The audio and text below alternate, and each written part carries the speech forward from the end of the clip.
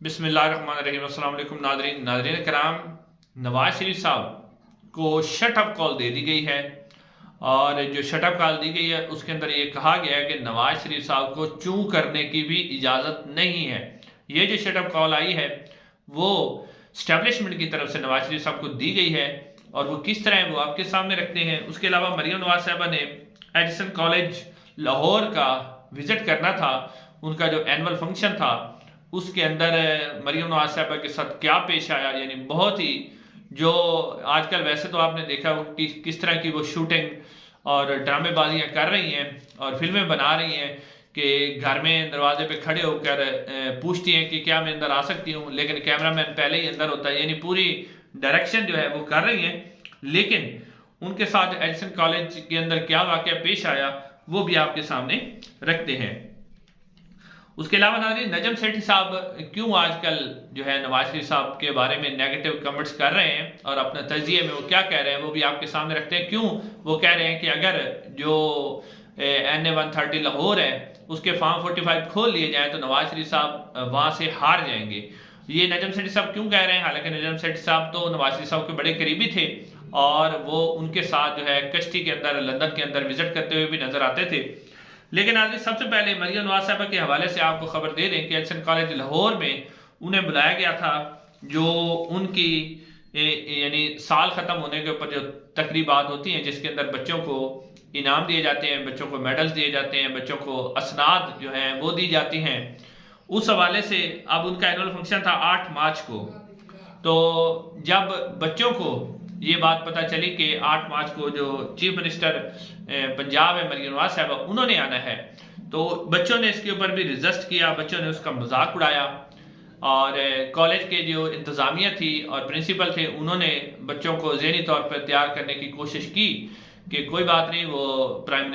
Chief minister है पंजाब की और वो आएंगी, आपने किसी किस्म की इस तरह की सरगर्मी एक्टिविटी नहीं करनी जिससे उनकी जो है वो कुछ इज्जत पे आँच आए या उनके लिए शर्मिंदगी का बहस हो। लेकिन बच्चे जो हैं वो एक दफ़ा तो उन्होंने इंतज़ामिया ने उन्हें कुछ ना कुछ कह के राज़ी कर लिया, लेकिन जब बच्चों ने जाके अपने अपने घरों में बताया कि जो मरियम नवाज साहब है वो आ रही हैं हमें तरीफ़ी असनाद देने के लिए और मुख्तलिफ जो उनके इनामात हैं वो देने के लिए, तो बच्चों के वालिदैन ने, जो उनके वालिदैन थे, वो बहुत बड़ी तादाद में उन्होंने ईमेल्स की कॉलेज इंतज़ामिया को और कहा गया, और उस ईमेल के अंदर बहुत से लोगों ने कहा कि ये जिस शख्सियत को आप चीफ गेस्ट बुलाना चाहते हैं ये तो मैंडेट चोर हैं, इन्होंने वोट चोरी किया हुआ है। नादरीन, अब इसके बाद जो है मरियम नवाज साहबा ने इसी को देखते हुए जो है अपना विजिट कैंसिल कर दिया और वो नहीं गई क्योंकि उन्हें पता था कि उनके साथ बुरा सलूक होता है। लेकिन नादरीन,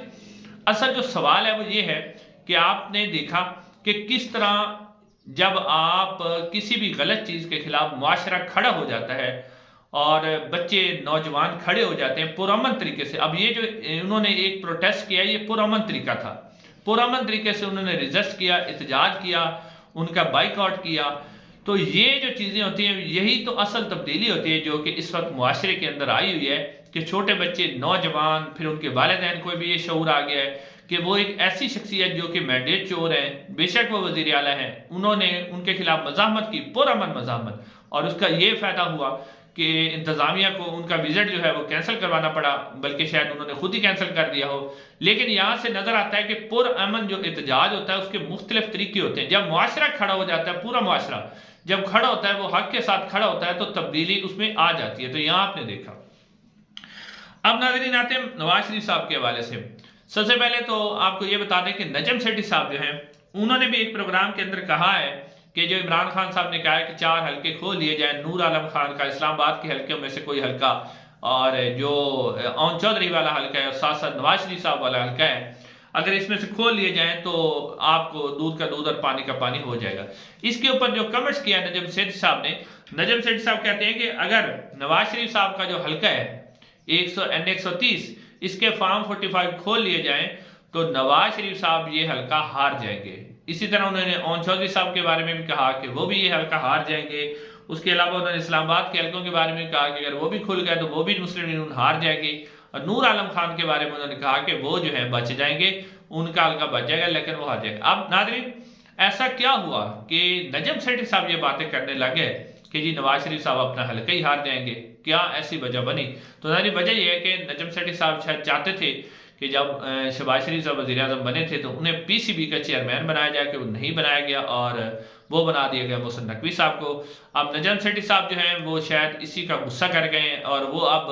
حق اور سچ کی باتیں کرنے لگ گئے ہیں، تو یہی وجہ نظر آتی ہے۔ اب ناظرین اسی کو اگر ہم سامنے رکھیں تو نواز شریف صاحب جو ہیں ان کو شٹ اپ کال دی گئی ہے۔ نواز شریف صاحب اور مسلم نون کی جو کور کمیٹی ہے اور اس کا باقاعدہ طور پہ اجلاس ہوا پارلیمانی بورڈ کا، اور اس اجلاس کے اندر جو ہے میاں نواز شریف صاحب نے میاں شہباز شریف صاحب کو کہا کہ جلد سے جلد جو ہے وہ وفاقی کابینہ تشکیل دیں شہباز شریف صاحب، اور مسلم نون کا جو منشور ہے اس کے اوپر عمل کریں۔ انہوں نے کہا کہ مسلم نون کے سامنے بہت بڑے مسائل ہیں، جس میں سے سب سے اہم مسئلہ جو ہے وہ مہنگائی ہے، مہنگائی کو کم کرنا ہے، لہذا شہباز شریف صاحب جلد سے جلد جو ہے اپنی کابینہ تشکیل دیں اور اپنے منشور پر عمل کریں۔ اب ناظرین میاں صاحب جو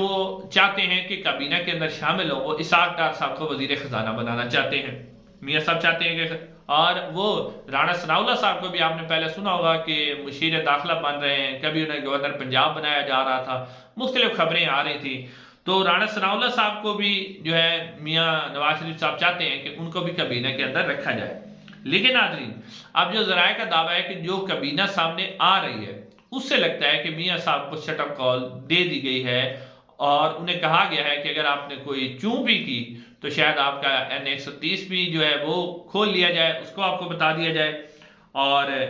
اب یعنی اگر آپ دیکھیں تو جتنے بھی، ایک تو مسلم نون کی جو طرز سیاست ہے اس میں 8-9 بندے ہیں جنہوں نے وزیر بننا ہوتا ہے، باقی تو کوئی بنتا نہیں۔ خواجہ سعد رفیق جیتے نہیں ہیں، انہوں نے بننا تھا، یا صادق صاحب بن گئے، خرم دستگیر صاحب ہو گئے، رانا تنویر صاحب ہو گئے، احسن اقبال صاحب ہو گئے، انہی لوگوں نے وزیر بننا ہوتا ہے، باقی کوئی بھی وزیر نہیں بنتا مسلم نون کے اندر۔ لیکن اب جو آج یہ کابینہ، اس میں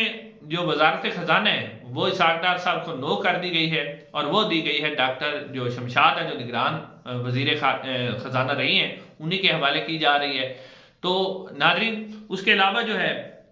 وزارت داخلہ جو ہے وہ شہباز شریف صاحب جو ہے نواز شریف صاحب کا منہ رکھنے کے لیے جو ہے وہ اسحاق ڈار صاحب کو دینے کی کوشش کر رہے ہیں، لیکن ان کا جو مشیر ہے وہ لگایا جائے گا جلیل عباس جیلانی صاحب کو۔ جلیل عباس جیلانی صاحب یعنی وہ وزیر خارجہ ہوں گے شاید اسحاق ڈار صاحب، لیکن ان کے پاس اختیار نہیں ہوگا، اختیار جو ہے وہ جیلانی صاحب کے پاس ہوگا۔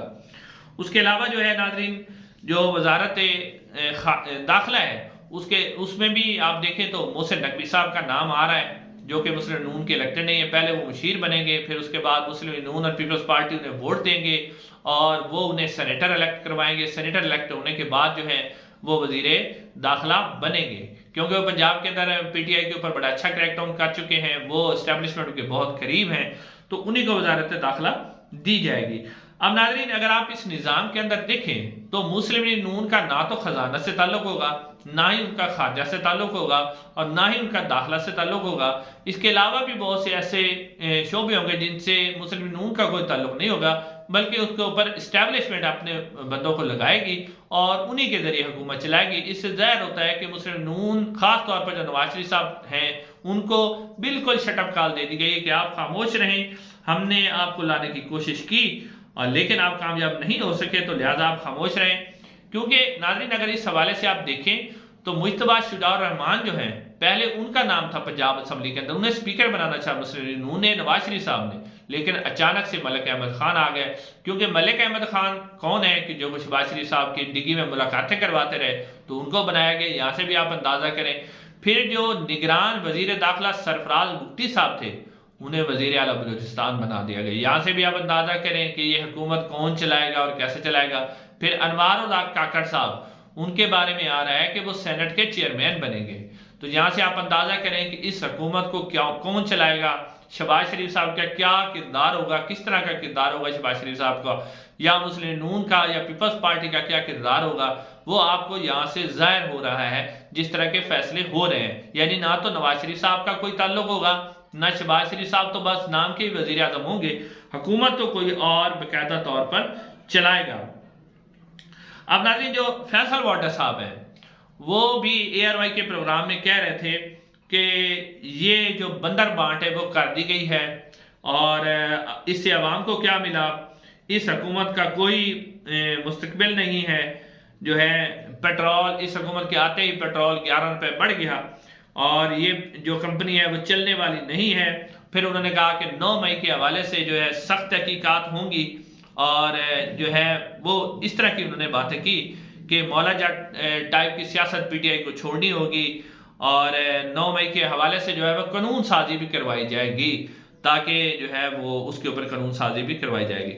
اب ناظرین پھر فیصل واڈا صاحب نے کہا کہ یہ سب کچھ عدالتوں نے کروایا ہے، عدالتوں کا ناکارہ انتظام ہے۔ یعنی اب جب فیصل واڈا صاحب بول رہے ہیں کہ یہ حکومت چلنے والی نہیں ہے اور اس حکومت میں بندر بانٹ کی گئی ہے، اور اب جب فیصل واڈا صاحب بولتے ہیں تو آپ کو پتہ ہی ہوتا ہے کہ وہ کن کے قریب ہیں اور کن کا میسج وہ پہنچاتے ہیں۔ تو اب 9 مئی کے حوالے سے وہ کہہ رہے ہیں کہ قانون سازی ہوگی۔ اب قانون سازی جو بھی ہوتی ہے وہ جو پہلے سے ہوا جرم ہوتا ہے اس کے اوپر تو اپلائی ہوتی نہیں ہے، وہ تو مستقبل کے لیے ہوتی ہے کہ اگر مستقبل میں کوئی ایسا جرم ہو تو اس کے اوپر کیا سزا ہوگی۔ اب اگر اس طرح کی قانون سازی ہوتی ہے تو کیا وہ لیگل ہوگی؟ ویسے تو پاکستان میں کچھ بھی ہو سکتا ہے، آئین اور قانون تو رہا نہیں ہے، لیکن پھر بھی فیصل واڈا کی طرف سے ایک میسج بھی دیا گیا کہ 9 مئی کے جو واقعات ہیں ان کے اوپر جو ہے سخت کارروائی ہوگی۔ اصل میں ناظرین کیونکہ فارم 45 کی جو دھاندلی تھی وہ پکڑی گئی ہے، جن لوگوں نے کروائی تھی وہ بالکل ظاہر ہو گئے ہیں، ان کے چہرے سامنے آ گئے ہیں۔ جس طرح رات کو گھس کے تبدیل کروائے گئے فارم 45 جیلی طریقے سے، جس طرح ریٹرننگ افسر کچھ نہیں مانے، جس طرح نواز شریف صاحب کے حلقے کا جو ریٹرننگ افسر تھا اصغر جوہریہ صاحب، اس کو تبدیل کیا گیا۔ تو اب کیونکہ دھاندلی مکمل طور پر سامنے آ گئی ہے، ننگے ہو چکے ہیں، اب صرف اور صرف اس سے توجہ ہٹانے کے لیے ایک مرتبہ پھر کہہ رہے ہیں کہ جی 9 مئی میں جو ملزمان ہیں ان کو سخت سزا دی جائے گی۔ ناظرین انشاءاللہ اگلی ویڈیو میں آپ سے ملاقات ہوگی۔ السلام علیکم۔